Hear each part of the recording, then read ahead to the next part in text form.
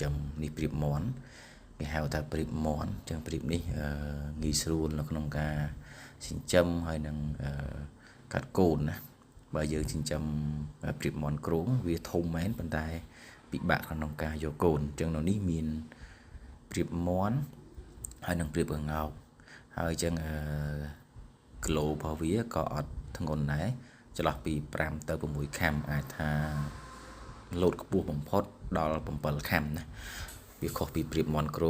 cốm ai lột đo 1 kg mà cam 1 kg pi cam tạiสำหรับprịp món គឺ kilo ស្រាលជាងទេប៉ុន្តែវាស្រួលចិញ្ចឹមជាងស្រួលយកកូនជាងបើ prịp món ក្រមគឺវាពិបាកដោយសារតែវាតែងតែជន់ពងបែក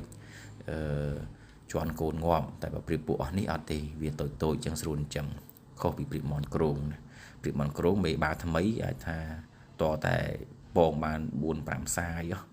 ទៅវាចេះមើលកូនចេះថែកូនលែងជន់ពងលែងជន់កូនងាប់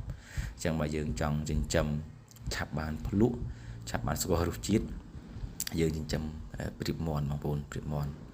វាលឿនជាងបងប្អូនណាលឿនជាងហើយស្រួលចិញ្ចឹមជាងឆាប់បានភ្លុកជាងហ្នឹងហើយអរគុណច្រើនពុកម៉ែបងប្អូនណាដែលទស្សនាវីដេអូនេះ